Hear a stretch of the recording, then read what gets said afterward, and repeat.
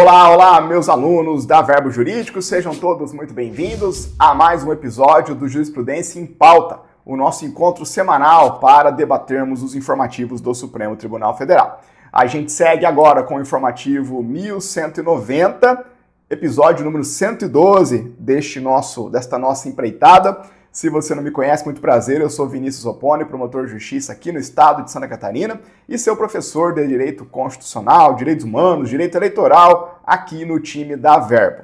Meus amigos, bora trabalhar? Antes, eu quero deixar um pedido para vocês, um convite de você acompanhar a Verbo aqui no nosso canal do YouTube. Então, se inscreve no canal da Verbo, aciona o sininho para receber as notificações do nosso Jurisprudência em Pauta, que roda toda terça-feira, 19 horas e 30 minutos, e as demais aulas, os demais materiais que a Verbo disponibiliza aqui no seu canal do YouTube.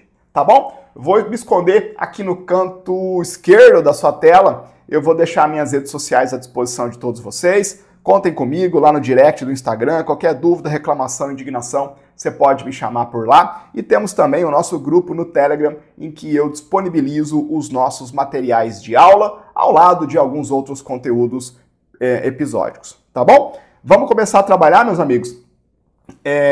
A gente vai trabalhar com o informativo 1190 do Supremo Tribunal Federal.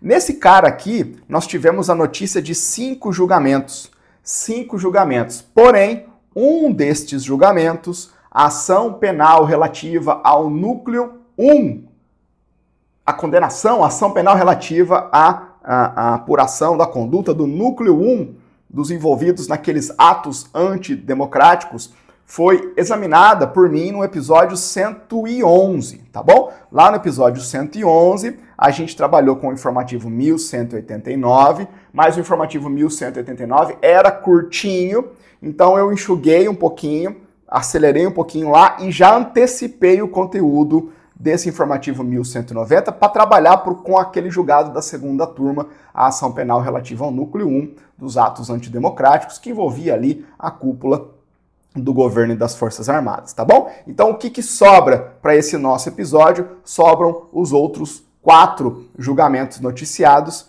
ou melhor, eram 6 no informativo, e a gente vai trabalhar com os 5 remanescentes. Então, eram 6, a ação penal ficou no episódio anterior, desses 5, os 5 a gente vai trabalhar nesse episódio, 4 com bastante substância e um deles de maneira mais rápida, mais acelerada, na nossa fast track lá no final do episódio. Beleza? Organizado aí, a organização do professor precisa ser aclarada, ser exposta para vocês, porque eu sei que aí do outro lado você está se organizando também, né? Você deve ter uma tabelinha para acompanhar os informativos, você está aí ticando os temas e colocando nos seus cadernos, enfim, já conversamos muito sobre como você pode aproveitar as nossas aulas aqui no Jurisprudência em Pauta para concatenar com aquilo que você tem feito em paralelo nos seus estudos para concurso. Sem mais delongas, bora trabalhar. Temos um informativo muito massa, meus caros. Vários temas legais para concurso público. Vou tomar uma quantidade maior de água do que o ordinário. Semana passada, estou gravando essa aula no domingão, né? Até ontem eu estava em Brasília. Quando eu vou para o Brasil, eu costumo ir num dia e voltar no outro, no máximo 2. Mas dessa vez eu passei quase uma semana lá. E aí a secura de Brasília me atacou. Consegui sofrer aquilo que quem mora lá sofre periodicamente. Misericórdia, acordei, passei alguns dias aí descuidando de água também, enfim. Tô com essa voz um pouco fanha, mas daqui a um pouquinho a gente tá zero de novo. Vamos trabalhar. Tema 1424 da repercussão geral. Um julgado bem bacana, bem importante para direito constitucional e também para direito administrativo. Você vai abastecer os seus cadernos nessas 2 disciplinas no tema concurso público, requisitos para ingresso em cargos públicos, um tema super conhecido, exigência de altura mínima para concursos de segurança pública. Tá bom? Nós estamos falando de uma repercussão geral, portanto, tem um caso concreto como pano de fundo que vale a pena você conhecer para poder entender o problema que dele se extrai e a solução que o Supremo vai pôr na mesa. Então, olha só que interessante. Lá na origem, nós tínhamos um concurso para Polícia Militar do estado do Alagoas, do estado de Alagoas, em que a lei estadual, a lei local, regendo ali o cargo integrante da PM de Alagoas, exigia alturas mínimas específicas para candidatos, homens e mulheres. Uma candidata foi aprovada naquele concurso, foi passando pelas fases do certame, mas no exame de saúde, por conta da estatura, por não ter batido a estatura mínima exigida na lei estadual, ela foi eliminada daquele concurso. E aí, qual que é a discussão? Qual é a discussão constitucional? Qual é o problema constitucional subjacente? Vejam vocês que aqui a discussão não está na exigibilidade ou não, na exigência ou não, na possibilidade ou não de se ter o requisito de altura mínima para cargos públicos na segurança pública. Isso vai ser uma premissa em todo julgamento. Pode levar isso como entendimento do Supremo. O Supremo entende que sim, é possível, é constitucional a exigência por lei de altura mínima como requisito de acesso de investidura em cargos públicos na área de segurança pública. Então, o que a gente vai ver aqui, se essa questão é pressuposta, se a questão está tranquila, está redonda?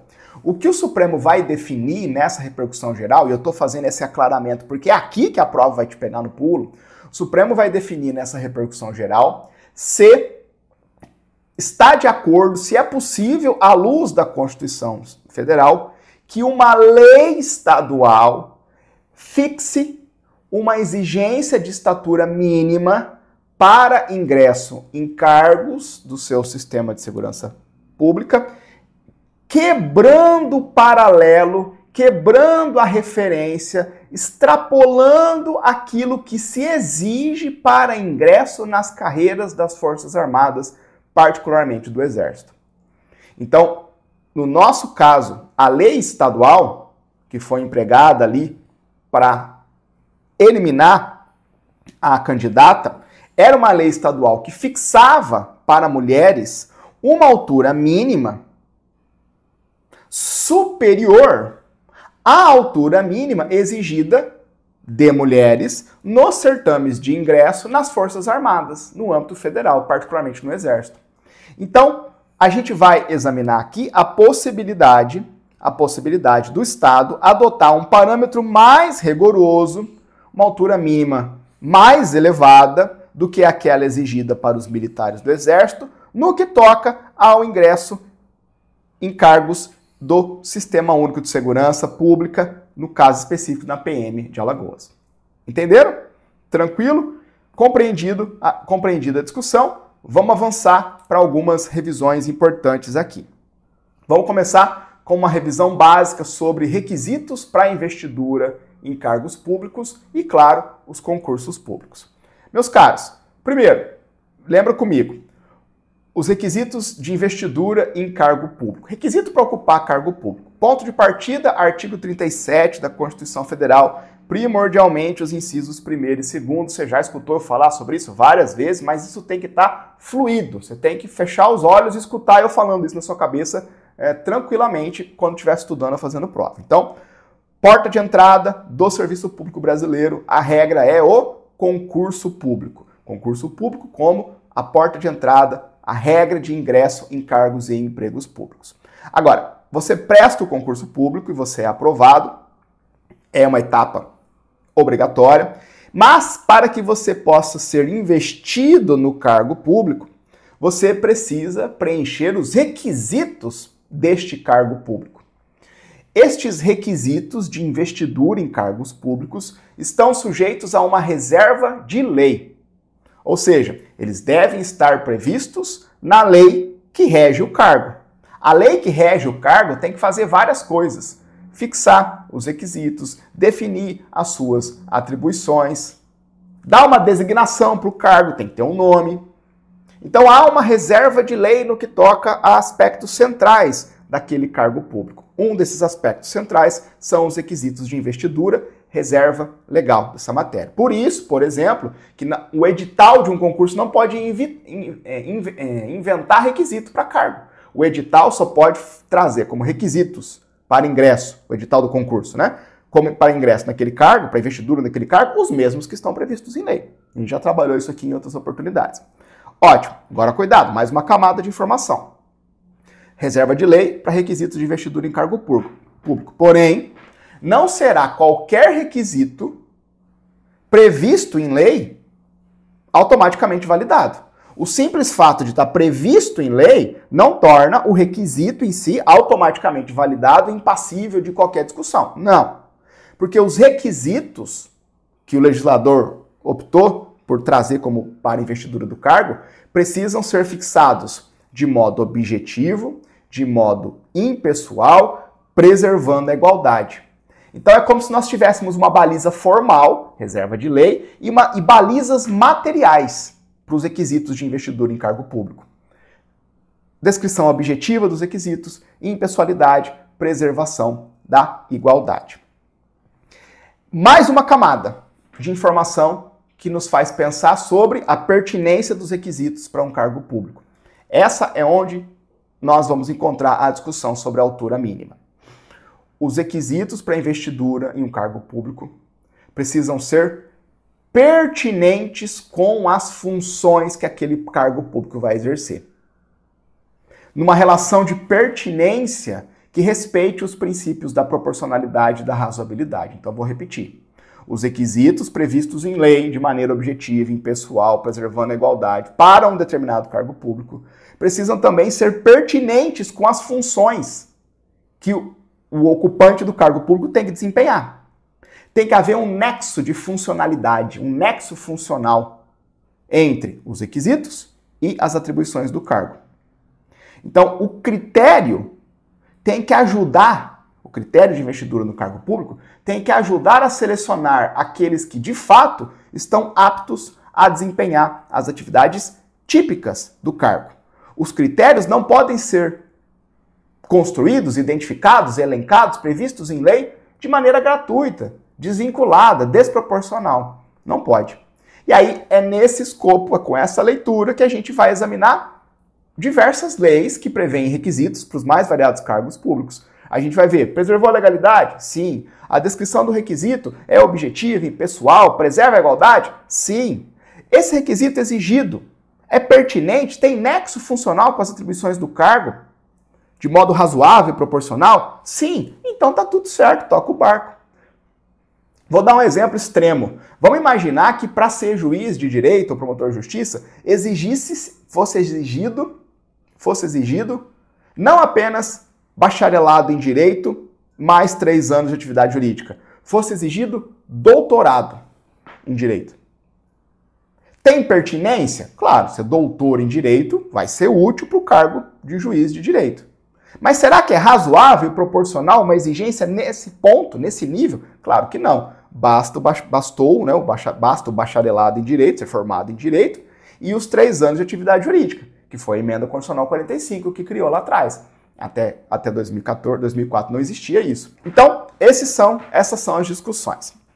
Superadas essas discussões inaugurais, eu quero avançar agora para a gente fazer uma revisão rápida sobre os concursos públicos no âmbito do Sistema Único de Segurança Pública, o SUSP, né? Nesse ponto, meus amigos, nós temos concursos públicos para os cargos integrantes daquelas instituições que estão listadas no artigo 144 da Constituição Federal. As instituições listadas no 144 da Constituição Federal, Polícia Civil, Polícia Militar, Polícia Penal, enfim, são forças de segurança pública cujos ocupantes, forças de segurança pública composta por cargos públicos da segurança pública. E aí a gente vai falar de concursos públicos e requisitos para esses cargos específicos do Sistema Único de Segurança Pública.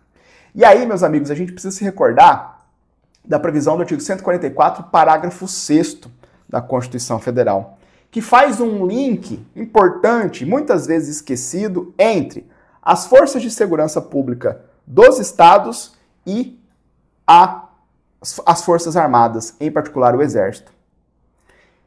Eu não coloquei aqui no slide, mas eu vou lembrar de cabeça para vocês. Parágrafo 6º diz mais ou menos o seguinte: as polícias militares e os corpos de bombeiros militares são forças auxiliares e reserva do Exército.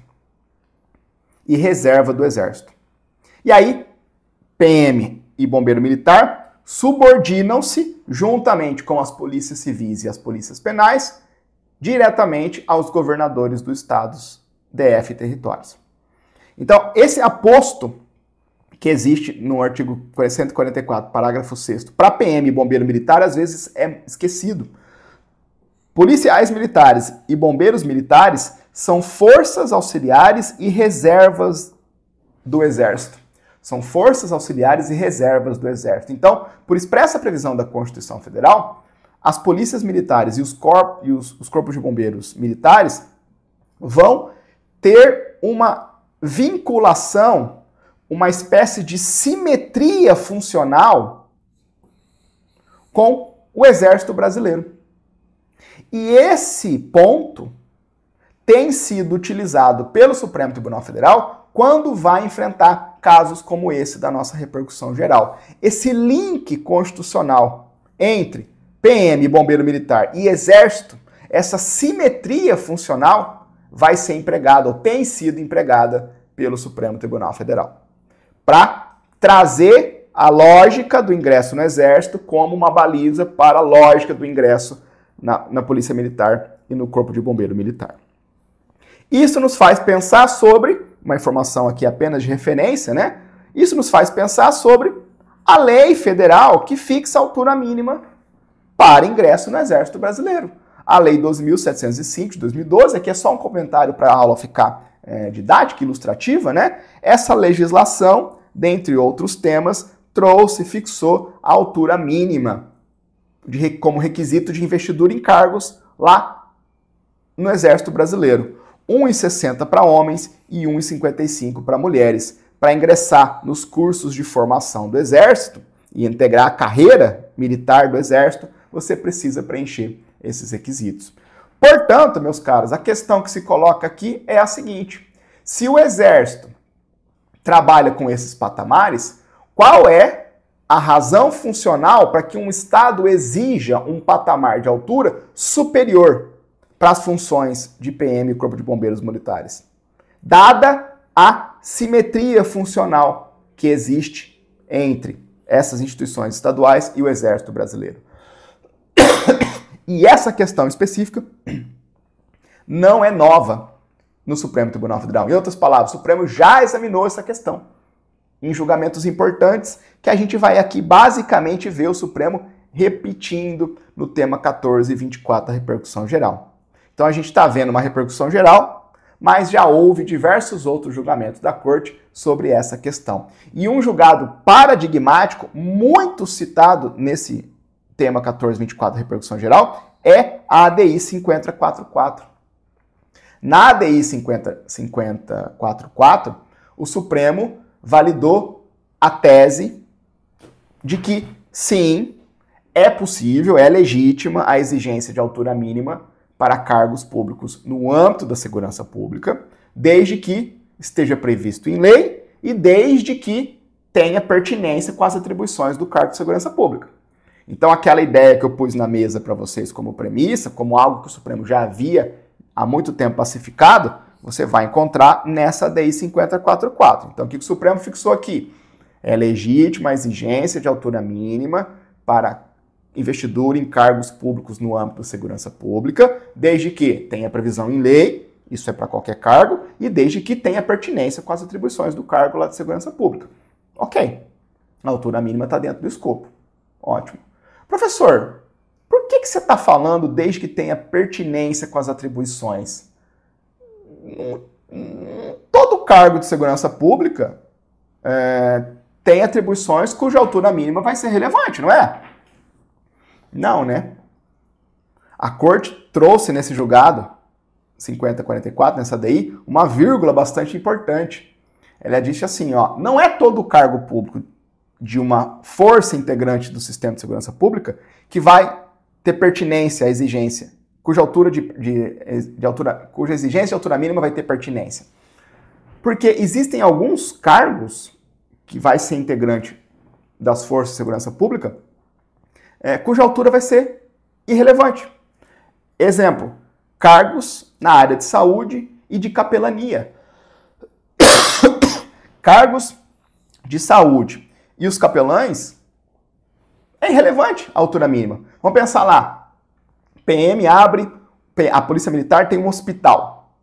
Ela abre concurso para aquele hospital, médico, enfermeiro, técnico de enfermagem. Precisa ter altura mínima para ser médico de um hospital da PM? Claro que não. Claro que não.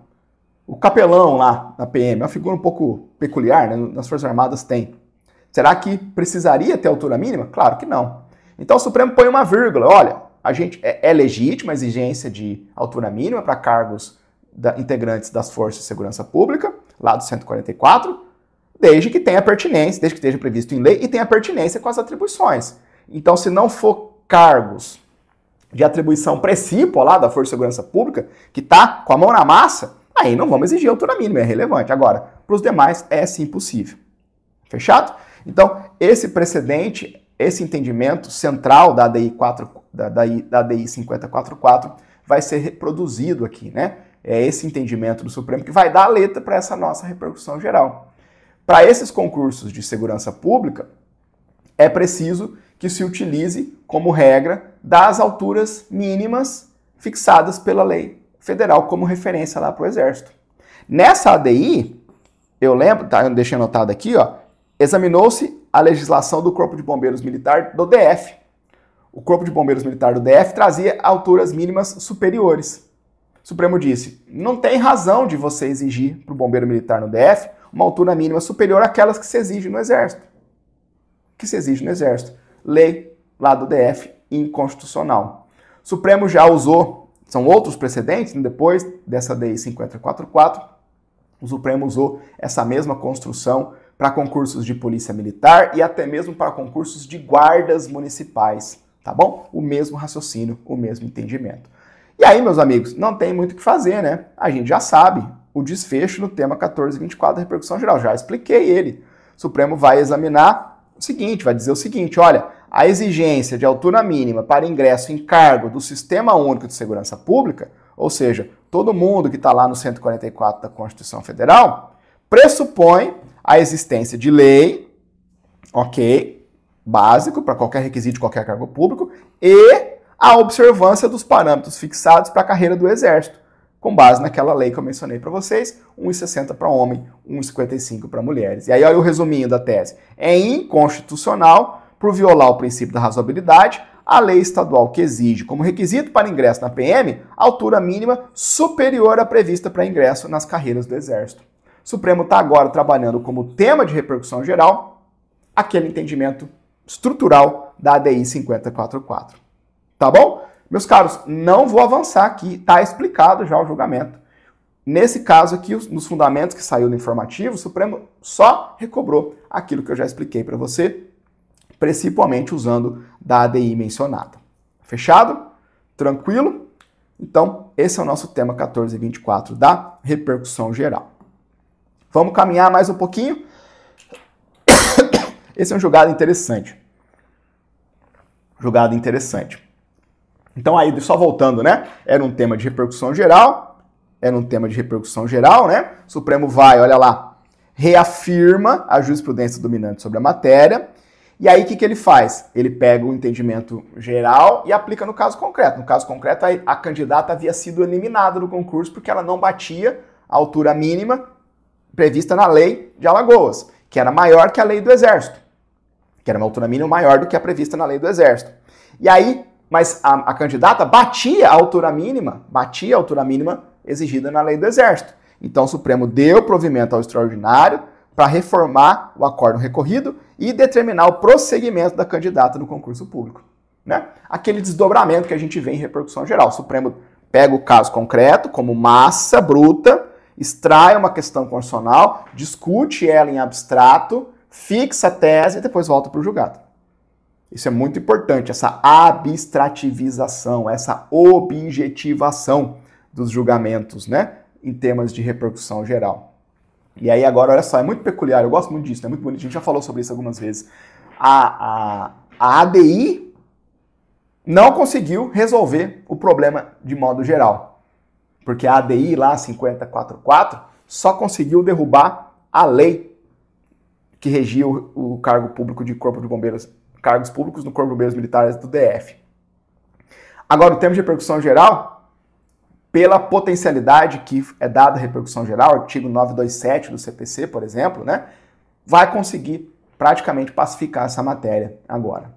Tá bom? Claro, pode ter aí algum estado maluco que queira ficar batendo fora do bumbo e fazendo barulho desnecessário, continuando insistindo aí em leis diferentes, mas com a repercussão geral tá pacificado.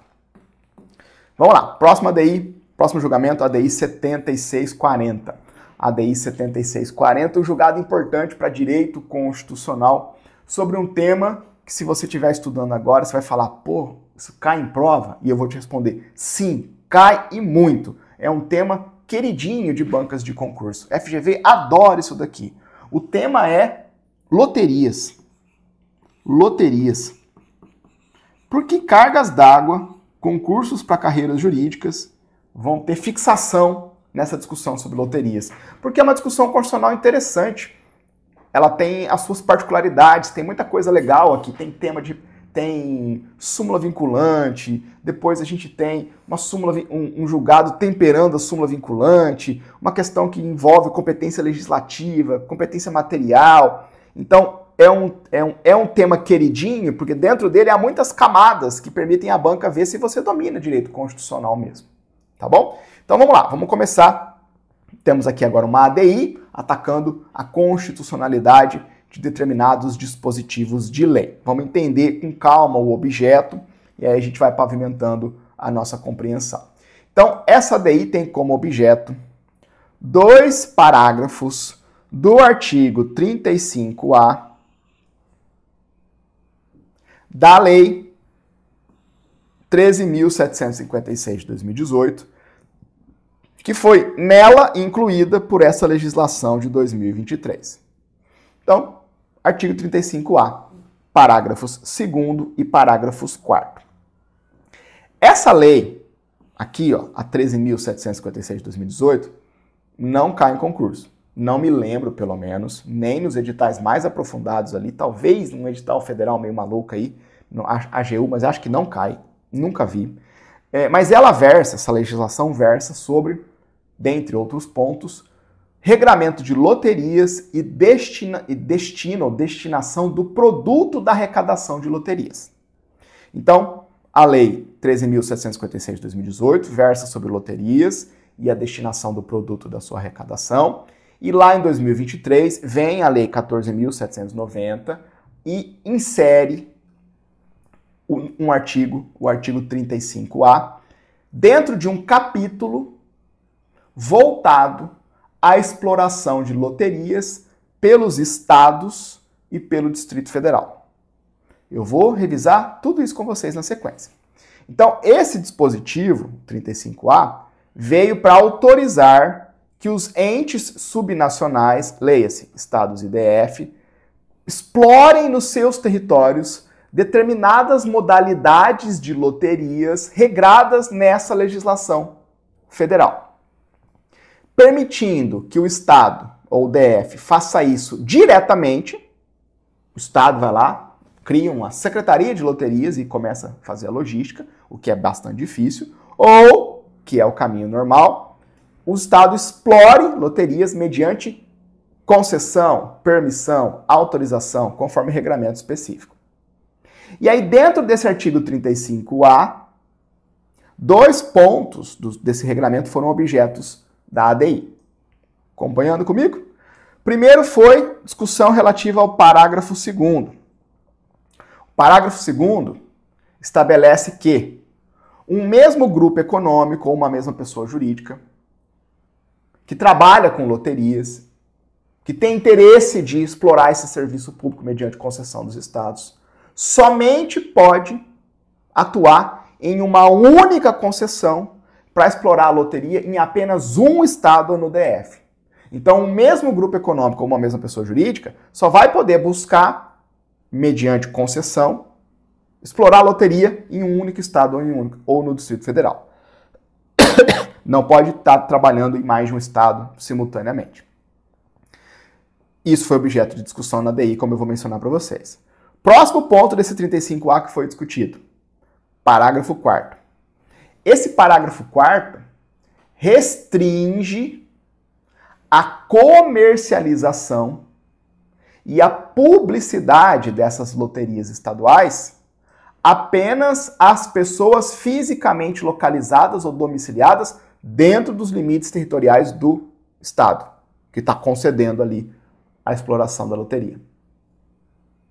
Então, o estado só vai poder vender a sua loteria e fazer publicidade da sua loteria estadual nos limites do seu território. Esse parágrafo 4º foi objeto de discussão na ADI também. Essa ADI, o que levantaram nela? Ela foi ajuizada em conjunto por governadores de diversos estados do Brasil. São Paulo, Minas, Paraná, Mato Grosso do Sul, Rio de Janeiro. Uma galera se juntou lá e ajuizou essa ADI. E qual foi o argumento? Eles argumentaram, basicamente, que essas restrições criadas pela União nessa lei federal colocavam de pé um regime jurídico muito limitador para as loterias estaduais, alegando que isso violava o princípio federativo, restringindo a possibilidade do Estado explorar essa atividade, violando livre iniciativa e livre concorrência, na medida em que as empresas teriam que escolher em que estado trabalhar. E, consequentemente, tudo isso se daria em prejuízo da autonomia financeira dos estados, porque loteria é uma fonte, tem um potencial de arrecadação muito grande. Então, a questão constitucional de fundo trazida nessa discussão é bem clara. Até onde a União pode ir exercendo uma competência legislativa nessa matéria, sem, com isso, esvaziar a competência dos estados explorar esse serviço. E tudo isso tem que ser compatibilizado dentro dos princípios da ordem econômica, né? Sobretudo livre iniciativa e livre concorrência, proporcionalidade. Tá bom? Por que esse julgado é importante? Ele é importante por tudo que eu vou falar agora. Tudo que eu vou falar agora. Se você teve um pouquinho de dificuldade em entender a discussão constitucional aqui, é que talvez está faltando premissa, pressuposto, revisão. É o que eu vou te entregar agora. Fechado? Vamos lá. Em primeiro lugar, eu preciso que você se lembre de que a Constituição Federal atribuiu à União competência privativa para legislar sobre sistemas de consórcios e sorteios. Artigo 22, inciso 20 da Constituição Federal. E o Supremo Tribunal Federal, quando interpreta essa regra de competência legislativa privativa, colocou aqui dentro da competência legislativa privativa da União a legislação sobre jogos de azar, loterias e institutos semelhantes. Bingo, por exemplo. Vocês são novinhos, não me lembra de uma época que se popularizou os bingos? Eram leis estaduais, às vezes até leis municipais, permitindo essa atividade. O Supremo julgou isso aqui várias vezes, sob o entendimento de que essa é uma matéria, a legislação sobre essa matéria é competência privativa da União. Com base em qual dispositivo? Artigo 22, inciso 20. Sistemas de consórcios e sorteios. O Supremo interpreta essa previsão e coloca dentro dessa previsão, coloca dentro dela, toda a tentativa de regulamentação legislativa de loterias, bingos e outros jogos de azar. Isso virou praga Brasil afora, deu ensejo, esse entendimento chegou no Supremo, essa discussão chegou no Supremo várias vezes, deu ensejo a súmula vinculante número 2. Antiga, né? E às vezes você já esqueceu sobre ela. É inconstitucional lei ou ato normativo estadual distrital que disponha sobre sistemas de consórcios e sorteios, inclusive bingos e loterias. Pronto, fechado. Quem que pode legislar sobre essa matéria? União, competência legislativa privativa. Tá bom? Tô te dando um aprofundamento. Lembra quando a gente fala sobre repartição de competência legislativa? que existe um último nível de estudo, que é olhar para cada inciso do artigo 22, cada inciso do artigo 24, competência privativa da União, competência concorrente, União, Estados e DF, olhar para cada inciso e extrair o entendimento do Supremo sobre ele. Esse é o último nível de estudo de repartição constitucional de competência, né? Que é mais trabalhoso, mais casuístico, mais pé no chão. Estamos fazendo isso aqui porque é preciso. Beleza. Entendi, professor, só a União legisla. Beleza. Agora vamos lá. Camada adicional de informação que as bancas adoram, porque é onde a coisa começa a dar nó na sua cabeça se você não entender isso aqui certo. O Supremo Tribunal Federal, ao mesmo tempo em que fixou esse entendimento que nós vimos, deu um passo adiante e disse: precisamos diferenciar em matéria de loterias a competência legislativa, para legislar sobre o tema, e a competência material, que significa explorar as loterias. A competência legislativa é da União. Agora, isso não significa que a competência material para explorar loterias seja apenas da União. A competência legislativa, privativa da União, não traz consigo a competência material exclusiva. São coisas diferentes. Uma coisa é o quadradinho de competência legislativa, o bolo de competência legislativa, que é distribuído entre os entes federativos com base no artigo 22, 24, 25 e 30 da Constituição Federal. Outra coisa é a competência material, é o outro bolo, que é dividido entre os entes federativos por meio do artigo 21, competência exclusiva da União, artigo 23, competência material comum e algumas outras disposições meio esparramadas, né? Competência material é meio distribuído assistematicamente pela Constituição. Mas são bolos diferentes. E a competência legislativa privativa não induz necessária e automaticamente uma competência material exclusiva. Tanto é que, quando você lê o artigo 21 da Constituição Federal, que descreve as competências materiais exclusivas da União, no artigo 21 você não encontra exploração de loterias. Você não encontra exploração de loterias. Portanto, a competência privativa da União para legislar sobre loterias não traz consigo a competência material exclusiva da União explorar loterias. Logo, ao lado das loterias federais, vão também poder existir as competências, as loterias no âmbito dos estados. Olha que construção esquisita. O Supremo disse assim, ó, atividade lotérica é serviço público. Esquisito, né? Um julgado interessante. Esses caras aqui, ó.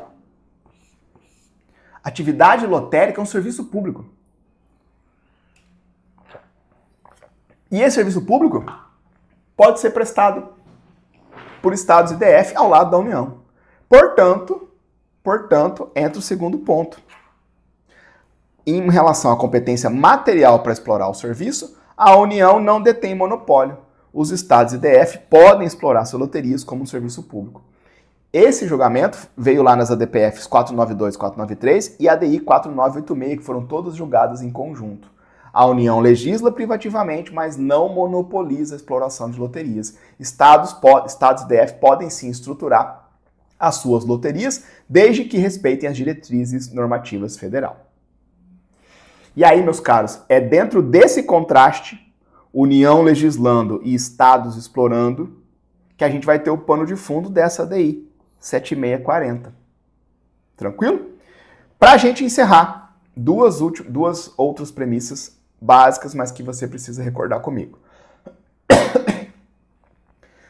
Um segundo eixo de revisão diz respeito à autonomia federativa, particularmente na sua dimensão financeira. Meus caros, ideia básica, né?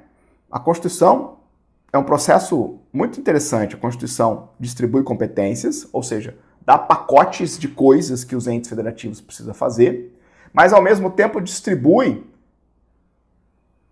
caminhos para os entes federativos obterem recursos para fazerem esse pacote de coisas. Então, tem competência material? Tem que prestar serviço público? Sim. Agora, tem que ter meios, tem que ter capacidade financeira para realizá-lo. E como é que essa capacidade financeira vem à tona para os entes federativos? Por diversos caminhos. O caminho mais ordinário é a repartição de competência tributária. Os entes federativos, cada um tem um pedacinho, tem um conjunto de tributos que podem ser instituídos. Além disso, existe a repartição constitucional de receita tributária. Coisas que a União arrecada nos seus tributos, um pedaço dessa arrecadação precisa ser distribuída com estados e municípios. Além disso, a gente vai ter fontes alternativas de recursos. Dentre elas, exploração de loterias. Hoje em dia, a exploração de loterias se converteu numa fonte importante de financiamento dos entes públicos. Por curiosidade, porque todo professor, antes de tudo, tem que ser um bom aluno, né, e um curioso, eu fui ver o último dado que eu consegui obter aqui. Vocês sabem quanto que a Loteria Federal arrecadou em 2023? Cerca de 23 bilhões de reais. Mais de 11 bilhões foram destinados para segurança pública, esporte, cultura, educação. Talvez com as bets, né? Esses valores de loteria federal e estadual pode cair um pouquinho, que os caras estão investindo, né? Quem joga, eu não jogo. Não tem nada contra, mas eu não jogo. Meu sogro joga toda semana. Quando ele ganhar, aí eu vou trabalhar para ele, ficar milionário. Ele fica milionário, eu trabalho para ele, continuo trabalhando. Então, ele é um potencial arrecadatório muito grande. Os estados, estão em cima dessa matéria. Então veja que interessante, por conta desse federalismo fiscal, os estados-membros tentam preservar as possíveis frentes de trabalho para arrecadar recurso. E as loterias estaduais estão nesse ponto. E aí vejam vocês que há uma espécie de competição entre os próprios entes federativos na exploração dessas loterias. O cara que joga na Loteria Federal, às vezes não vai jogar na Loteria do Estado. Então, quando a União, valendo-se da sua competência legislativa privativa, impõe restrições à exploração de loterias pelos estados, essas restrições que a União põe na mesa, além das regras de competência legislativa, repercutem diretamente na autonomia financeira dos entes federativos. Ficou claro? Essa camada aqui é importante. E aí, uma última camada importante, isso aqui vai cair na sua prova de direito econômico ou de direito do consumidor, é um debate dessa discussão em relação aos princípios da ordem econômica. A Constituição estrutura a ordem econômica e o faz com base nos princípios da livre iniciativa e da livre concorrência. Já falei sobre esses princípios algumas vezes aqui. E por conta disso, qualquer restrição à atuação de empresas no mercado precisa passar pelo teste da proporcionalidade. Então, é preciso verificar se a medida que o Estado está colocando na mesa é adequada, é necessária e passa na proporcionalidade em sentido estrito. E aí vejam que interessante, né? Vejam que interessante. A gente vai precisar ver se essa restrição à livre iniciativa e livre concorrência que o Estado, que a União colocou, impedindo que uma mesma em pessoa jurídica, o mesmo grupo econômico, tenha mais de uma concessão de loteria estadual, se essa restrição à livre concorrência é proporcional. Porque é uma restrição. Está dizendo, empresa, você não vai poder, você não tá livre para buscar participar de concessões Brasil afora nos estados. Não, você escolhe uma e fica nela. É uma restrição à livre concorrência, à livre iniciativa. Agora, essa restrição tem que ser proporcional. Tem que ser necessária, adequada e passar na proporcionalidade em sentido estrito. E qual é a régua que o Supremo vai usar para fazer essa análise da proporcionalidade em sentido estrito? Ele vai usar uma teoria, um parâmetro que vai cair na sua prova, que é o parâmetro do bem-estar do consumidor. O bem-estar do consumidor. Essa é uma matéria que se estuda com um pouco mais de foco em direito econômico, direito concorrencial, que eu sei que é uma matéria um pouco fora do radar de todo mundo, né? Mas é bem legal. Olha só que interessante, rapidinho. Vamos subir o nível, né? Aprofundar aqui um pouquinho. O que essa teoria fala? Olha que interessante. Análise econômica pura do direito, né? Quando se fala em livre concorrência, a gente tem duas óticas. A gente tem um olhar para as empresas e um olhar para o consumidor. A livre concorrência faz a gente olhar para as empresas. Quanto mais empresas no mercado, melhor. Quanto menos concentração de mercado, melhor. Tanto que o monopólio é a exceção para determinados serviços públicos, determinadas atividades que a Constituição colocou na mão da União. Então, livre concorrência, olha para as empresas. Quanto mais players, melhor. Quanto menos concentração, melhor. Mas a livre concorrência faz a gente olhar também para o consumidor. A livre concorrência se justifica, se mantém de pé, com a finalidade de viabilizar para o consumidor o menor preço, com a maior qualidade e com a maior perspectiva de inovações e opções.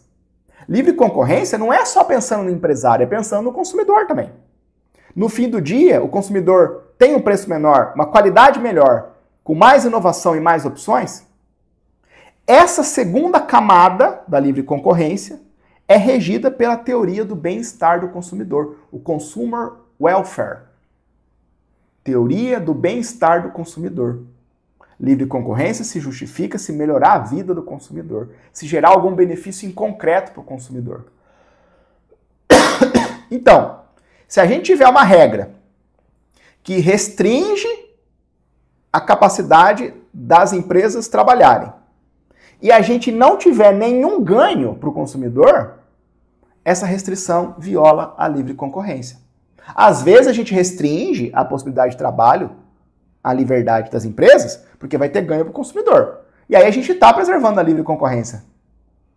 Porque a livre concorrência tem dois olhares. Agora, se a gente só restringir as empresas sem ter ganho real para o consumidor, essa restrição que o Estado põe viola a livre iniciativa, viola a livre concorrência. Tá bom? Baixei alguns andares aqui de profundidade. Tá? Isso, tudo que eu estou dizendo aqui não é uma obviedade. Isso aqui é direito concorrencial, não é um negócio tão recorrente. Porque, professor, está fazendo isso para quê? Porque o Supremo usou. Isso saiu na ementa do julgamento. Tá bom? Você precisa saber. Tá. Então, volta para a lei, né? A lei federal fez aquela restrição. Empresa ou grupo econômico só pode trabalhar em uma concessão. E as loterias estaduais só podem ser comercializadas e terem publicidade no âmbito do Estado. Normas restritivas, portanto. O que o Supremo decidiu? O Supremo decidiu o seguinte. São inconstitucionais por usurparem a autonomia federativa dos Estados-membros e ofenderem os princípios da proporcionalidade, da livre concorrência, da livre iniciativa, bem como o que prevê o 175 da Constituição Federal, normas federais que restringem a participação de grupos econômicos e empresas em contratos de concessão para exploração de loterias estaduais e para a realização de publicidade desses serviços. Vamos destrinchar? O tribunal começa, vamos olhar para os fundamentos da decisão. O tribunal começa retomando aquela distinção da jurisprudência da Corte sobre competência legislativa e competência material. Só revisão, olha lá. Conforme a jurisprudência dessa Corte, a União, no exercício de competência privativa para legislar sobre serviços lotéricos, não pode instituir tratamento privilegiado para si ou para qualquer Estado-membro em prejuízo dos demais, nem excluir a competência material dos entes federativos para explorar esse serviço. O texto constitucional autoriza expressamente os Estados-membros a explorarem o serviço público de loterias como fonte alternativa de financiamento de suas atividades, de modo que a União não pode impor obstáculos injustificados sob pena de ofensa ao federalismo fiscal e autonomia financeira. Tudo isso a gente viu nas nossas revisões. O Supremo está pondo na mesa as premissas aqui. A União tem competência legislativa privativa sobre essa matéria, mas os estados têm competência material para explorar. Não é apenas a União que explora loterias. E aí a União, quando for legislar, não pode obstacularizar de maneira injustificada a competência material dos estados explorarem loterias, sob pena disso violar a autonomia do ente federativo no que toca à capacidade financeira. Autonomia financeira. Tá bom? Ótimo. E aí vem a régua, né? Vem a régua. Quando a União for colocar na mesa, mediante lei federal, competência legislativa privativa, uma restrição à competência material dos estados, tem que ser uma restrição que se justifica à luz da proporcionalidade. Tem que passar no teste da proporcionalidade. Então, nesse contexto, qualquer limitação em lei federal, deve observar a regra da proporcionalidade e garantir a igualdade entre os entes federativos. A União não pode colocar na mesa uma regra limitadora que faça os estados ficarem abaixo dela, a União, ou que entre os estados gere uma desigualdade. Um estado com melhor capacidade de explorar loterias e outros com menor capacidade ou possibilidade de explorar loteria. Não dá. Igualdade. Igualdade da União entre os estados e DF e igualdade entre os estados e o DF. Então, a lente de julgamento está feita. Vamos olhar agora para as restrições em si. Lembra lá? Primeiro, aquela restrição do artigo 35A, parágrafo 2º, que dizia mais ou menos assim: um mesmo grupo ou pessoa jurídica não pode ter, ou só pode ter, uma concessão em um único estado ou DF para explorar loterias. Tá, o Supremo diz. Qual foi o espírito do legislador aqui? O que os caras quiseram? Bom, eles quiseram evitar a concentração de mercado. Impedir que apenas as empresas grandes saíssem Brasil afora, ganhando licitações para explorar serviços de loterias em vários estados. Tá, parece ok, né? Vamos evitar concentração de mercado. E com isso vamos restringir a livre concorrência. E fazer o mercado ter um número mais plural de players, de agentes econômicos interessados. Tá, então parece legítimo. Mas vamos fazer a proporcionalidade aqui. Vamos fazer a proporcionalidade. É um meio adequado, é um meio necessário, mas será que passa na proporcionalidade em sentido estrito? E aí o Supremo disse, não passa. Não passa no teste à luz da teoria do bem-estar do consumidor. Veja, é um raciocínio de direito econômico. O relator aqui foi o ministro Luiz Fux, que adora essa matéria. Olha só, olha o argumento. Se uma empresa só pode ter, uma empresa ou grupo econômico, só pode ter uma única concessão de loteria, os grupos econômicos, essas empresas grandes, consolidadas, mais estruturadas, que entregam explorações mais eficientes, com menor custo e, consequente, maior potencial de arrecadação para o Estado, esses grandes players vão buscar a sua única opção de concessão nos estados maiores, em que vai circular mais grana e vai ter mais lucro para a empresa. E isso significa que os estados menores, menos atrativos, vão ficar com empresas menores, menos estruturadas, por vezes menos qualificadas. E isso vai prejudicar, o potencial arrecadatório para os estados e, vai colocar em risco até mesmo os consumidores.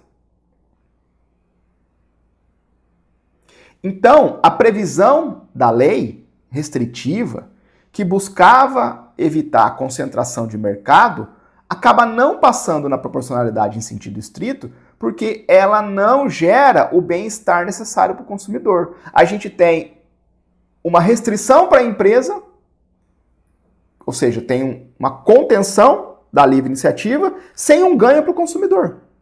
Justificável. É pouco ganho ou nenhum ganho para o consumidor, para muito prejuízo para a livre concorrência. Pronto, está violada a proporcionalidade. Não passa na proporcionalidade. Professor, eu conseguiria discutir isso aqui por diversos outros caminhos no direito econômico. Eu concordo, eu também. Mas eu não estou aqui para criticar a decisão do Supremo. O Supremo entendeu isso.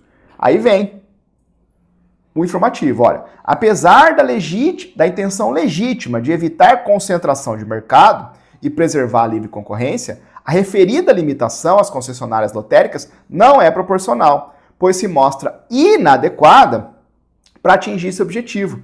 Propicia-se a geração de um cenário desvantajoso aos estados menores e seus respectivos usuários e consumidores. Viola a igualdade entre os estados. Viola a igualdade entre os estados. Além disso, né? Além de gerar um potencial prejuízo para os consumidores, viola a igualdade entre os estados. E aí não dá para a União exercer sua competência legislativa com esse tom. Na medida em que o sujeito a contratar empresas geralmente menos qualificadas, o que resulta em tarifas mais altas e em menores retornos financeiros diretos ao Estado concedente. Então aquele parágrafo 2º foi derrubado. Foi derrubado. Quer ver um argumento que o Supremo usou aqui, não só no informativo, mas está na íntegra do julgamento, foi o seguinte. Lembra lá que a União não pode conceder isenções diferentes para os estados federativos, as isenções heterônomas, salvo engano, né? Lembra lá? Então a União não pode, olha, para o estado X nós vamos dar essa isenção, esse benefício tributário. Para o estado Y, não. Não pode, a União não pode tratar de maneira diferente os entes federativos. Artigo 19, inciso 2º da Constituição Federal. O Supremo usou isso daqui também como argumento de reforço. Então derrubaram lá o parágrafo 2º. Uma mesma empresa ou um mesmo grupo econômico vai poder brigar aí por concessões, mais de uma, Brasil afora. Aí vem o parágrafo 4º da 35A, segundo bloco de discussão. Essa é mais simples. O que esse parágrafo 4º fazia mesmo? Ele trazia duas restrições para as loterias estaduais, né?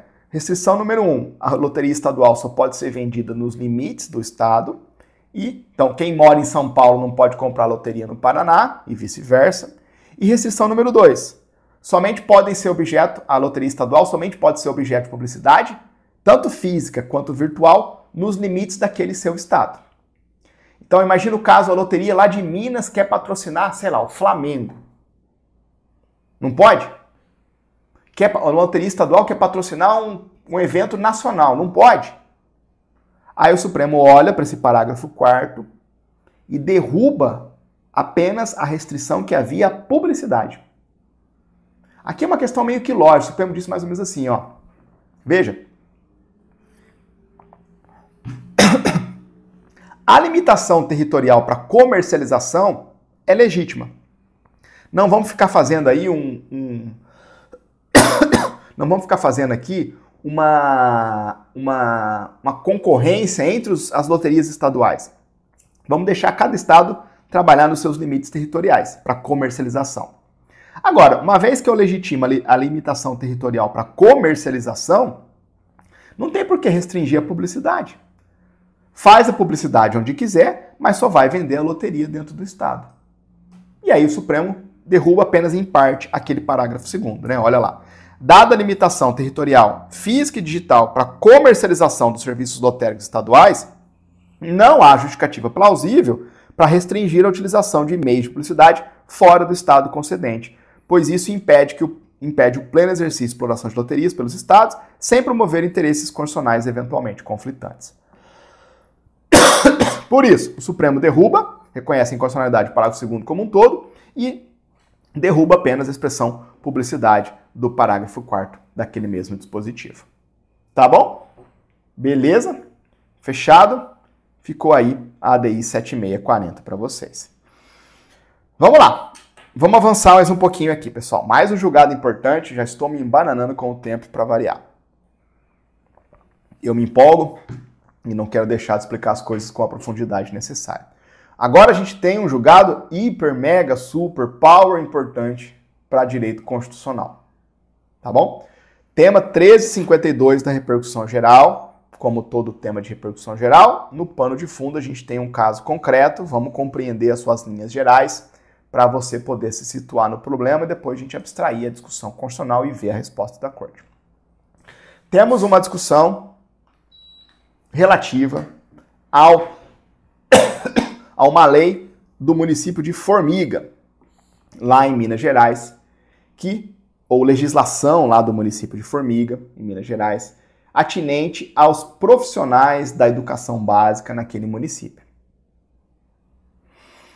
Então, em 2011, o município aprovou uma lei complementar municipal instituindo, regrando o Estatuto dos Profissionais da Educação naquele município. E ao fazê-lo, dentro dessa lei complementar, foi previsto um adicional para os professores, para o vencimento básico do professor, a título de auxílio-condução. Então, criaram um adicional para os professores municipais, dizendo, a lei complementar, que esse dispositivo ia ser delineado, os casos de concessão desse adicional viriam em uma lei própria. Algum tempo depois, mas ainda em 2011, vem uma lei ordinária municipal tratando dentre outros temas, desse adicional previsto. E essa lei estadual, disciplinando esse instituto, trouxe diversas condições, excluiu algumas categorias lá de profissionais da educação básica. Disse, olha, aquele instituto lá, só a categoria X, Y e Z vai poder ganhar. E para ganhar, tem que preencher tais e tais requisitos. Então a gente tinha um instituto nascendo, um adicional nascendo por lei complementar, sendo pormenorizado por lei ordinária de maneira restritiva. Aí vem o caso concreto. Uma professora lá, uma integrante, uma profissional da educação básica daquele município, foi a juízo e pediu, olha, eu quero ganhar o auxílio condução. Eu não consegui aqui no administrativo, porque no administrativo a prefeitura usou a lei ordinária.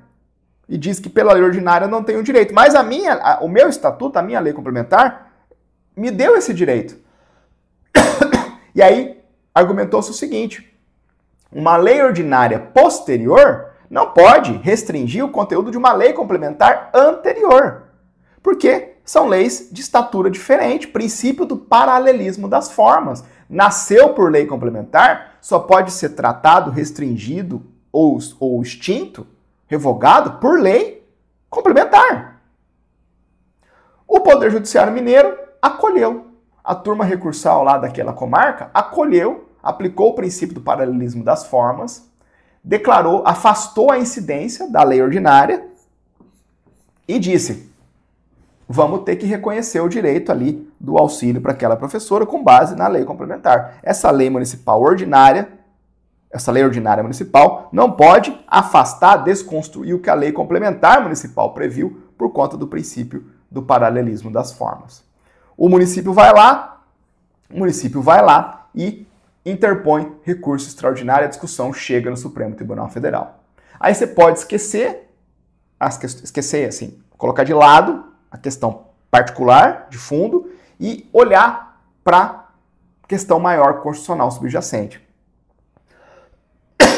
Que é a seguinte, será que uma lei ordinária pode revogar, alterar, restringir o conteúdo de um instituto que nasce por meio de lei complementar? Qual que é a relação entre lei complementar e lei ordinária nesses pontos? Levando em consideração, como a gente vai rever daqui a um pouco, que para esse conteúdo, direitos, benefícios de servidores públicos, não há reserva de lei complementar na Constituição Federal. O que eu faço com isso? Vamos organizar as ideias com base em algumas revisões. Vamos lá, de maneira bem objetiva aqui. Vamos revisar um pouquinho as discussões, a relação entre lei complementar e lei ordinária. Isso aqui é teoria de processo legislativo à luz do direito constitucional, bastante importante. Meus amigos, a gente sabe que a Constituição Federal, lá no artigo 59, relaciona as espécies normativas, né? Emendas constitucionais, leis complementares, leis ordinárias, leis delegadas, etc. Há uma ênfase na produção legislativa de lei complementar e de lei ordinária. Lei complementar tem um procedimento mais rigoroso, precisa da maioria absoluta, né? De mais da metade dos membros da Casa Legislativa para ser considerada aprovada, nos termos do artigo 69 da Constituição Federal. Já as leis ordinárias, elas são aprovadas por maioria simples, ou seja, a maioria dos presentes, desde que haja o quórum de instalação lá naquela sessão, que é a maioria absoluta, artigo 47 da Constituição Federal. Então, lei complementar aprova-se com base no 69 da Constituição, lei ordinária aprova-se com base no artigo 47 da Constituição Federal. Agora, além dessa diferença procedimental de rito legislativo, não há propriamente entre lei complementar e lei ordinária uma hierarquia. Na pirâmide normativa brasileira, tanto lei ordinária quanto lei complementar estão no mesmo degrau, no degrau da legalidade. A lei complementar não é maior do que a lei ordinária. Não há hierarquia entre elas. O que há entre elas, em termos de diferenciação, é, o procedimento, como a gente já viu, e 2, o conteúdo material. As matérias que poderão ser objeto de cada um desses institutos. Por quê? Porque para a lei complementar, a Constituição Federal enumerou de modo taxativo os temas, as matérias que estão sob reserva de lei complementar. E aí, por exclusão, qualquer matéria que demande tratamento legislativo, mas que não está sob reserva de lei complementar, vai cair no caminho da lei ordinária, vai cair no escopo, no alcance da lei ordinária. Então, o que há de diferente entre lei complementar e lei ordinária não é a hierarquia. Ambas têm a mesma hierarquia. O que há de diferente entre elas é, o procedimento, o rito, o quórum de aprovação, e 2, o campo material. Para a lei complementar, reserva de lei complementar para as matérias taxativamente listadas na Constituição Federal, e para a lei ordinária, residualmente, tudo aquilo que está sob reserva de lei, mas não é de lei complementar, cai na lei ordinária. Fechado? Jurisprudência pacífica do Supremo Tribunal Federal, nesse ponto. Pacífica.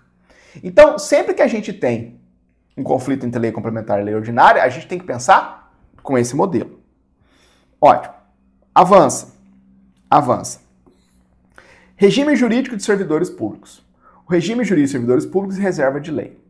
Meus caros, a Constituição Federal, quando versa sobre regime jurídico de servidores públicos, prevê que, como regra, o regime jurídico de servidores públicos está sob reserva de lei. Tem que tratar por lei. O Estatuto dos Servidores Públicos é uma lei. Mas, em nenhum momento, a Constituição fixou para essa matéria uma reserva de lei complementar. Portanto, Estatuto dos Servidores Públicos, regime jurídico dos servidores públicos, com tudo que está dentro dele, remuneração, vantagens, adicionais, enfim, tudo isso vai ser disciplinado por lei, mas vai bastar uma lei ordinária. Vai bastar uma lei ordinária. Tranquilo? Como regra, regime jurídico dos servidores públicos está sob reserva de lei, na geral, então basta lei ordinária. Então, meus caros, para legislar sobre benefícios como auxílio transporte, auxílio condução, institutos de caráter indenizatório, tudo isso é tema de lei ordinária. Não há exigência de lei complementar para essa matéria, à luz da Constituição Federal. Ótimo. Tá, mas eu estou no âmbito dos estados, né? Eu estou no âmbito dos estados. A Constituição Federal não exigiu para os servidores públicos da União lei complementar sobre essa matéria. E para os estados e municípios, como é que funciona? Para aqui, meus amigos, vale mais uma vez o princípio da simetria. O princípio da simetria, lembra comigo, é uma restrição, é outra face do princípio da autonomia na Federação Brasileira. Na Federação Brasileira, como regra, vale a autonomia. Cada ente federativo recebe o seu quadradinho de competências e dentro dele faz o que quer. Porém, contudo, entretanto, todavia, para alguns aspectos, a Constituição Federal exigiu um tratamento simétrico, excepcionando a autonomia do Estado. Então, o Estado, ou o município, ou o DF, quando for organizar-se em um determinado ponto, vai ter que fazer um espelho por simetria com o regramento da União. Nesse campo vão estar aquelas matérias que são necessárias, que precisam ter um tratamento homogêneo em toda a Federação Brasileira, sob pena da Federação Brasileira ficar um monstrengo, pior do que já é. Então, para alguns aspectos da organização da União, vindas da Constituição Federal, o Estado membro não vai ter muito, o Estado e o município não vai ter muito o que fazer, ele vai ter que pegar e fazer, por simetria, um espelhamento do regramento que a Constituição Federal deu para a União. E o princípio da simetria aplica-se para as regras gerais do processo legislativo. O jeitão maior de produzir leis que a Constituição fixou para o Congresso Nacional vai valer por simetria para os Estados-membros, DF e municípios. E dentre essas normas gerais de processo legislativo está o rol taxativo de matérias sujeitas à reserva de lei complementar. Por isso, se a Constituição Federal não previu para uma determinada matéria a reserva de lei complementar, o Estado-membro ou o município não pode inventar moda. Em outras palavras, o Estado-membro ou o município, o DF, não podem, na sua Constituição estadual ou na sua lei orgânica municipal, exigir lei complementar para uma matéria que a gente não encontra correspondência de reserva de lei complementar na Constituição Federal.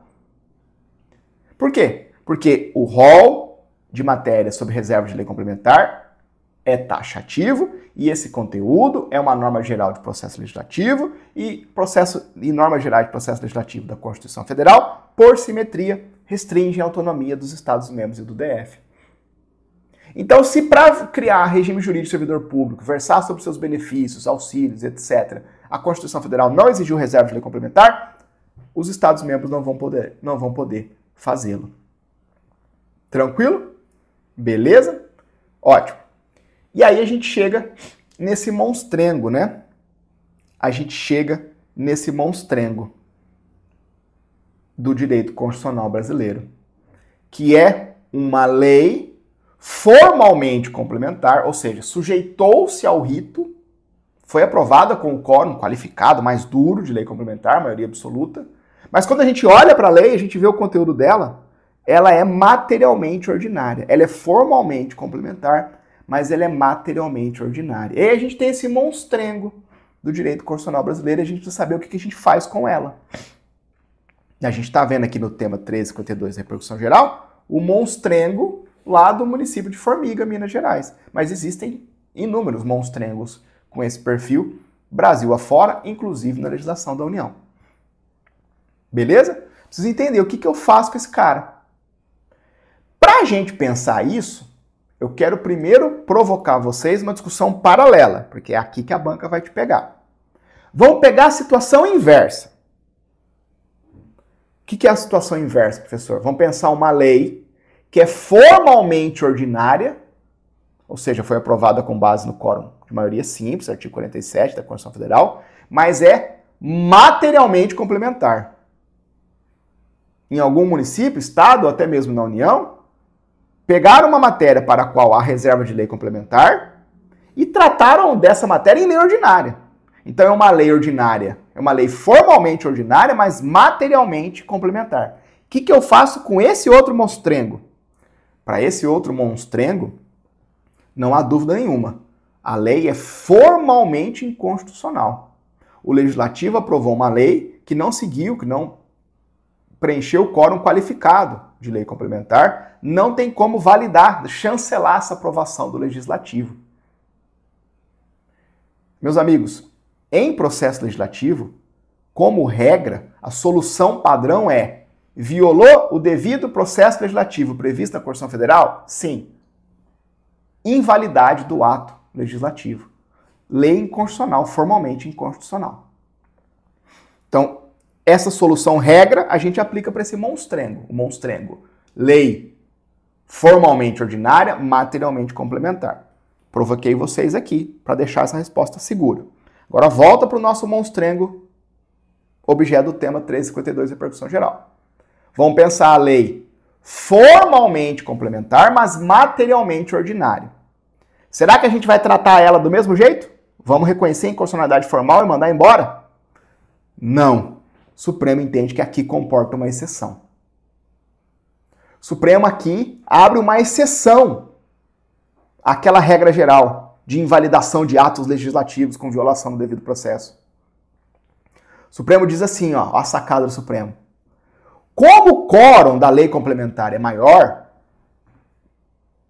maioria absoluta, muito embora a lei lá verse sobre matéria de lei ordinária, a manifestação de vontade do legislativo dá para aproveitar. Se o legislativo aprovou uma matéria que seria de lei ordinária passando no quórum de lei complementar, o legislativo deu mais aprovação do que precisava, deu mais apoio do que precisava, bateu um quórum maior, bateu o quórum de maioria absoluta quando precisava maioria simples. Então não vamos desprezar a validação que o legislativo já deu a esse teor. Vamos aproveitar a lei complementar. Inclusive com base no princípio da economia legislativa. Porque se a gente derruba essa lei complementar, vai voltar lá para o legislativo vai falar, pô, mas de novo, eu já acabei de aprovar esse negócio aqui. Ah, mas você errou o rito. Ah, mas tá aqui, pronto, aproveite de novo. Então, economia legislativa.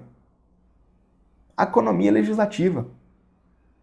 Tá. Então nós vamos ter que conviver com esse monstrengo. Vamos ter que conviver com esse monstrengo. Com uma lei formalmente complementar, mas materialmente ordinária. E como é que eu faço esse monstrengo funcionar na ordem jurídica? Aí entra o detalhe. nós vamos estar diante de uma lei complementar diferentona. Ela é uma lei complementar apenas sob o ponto de vista formal.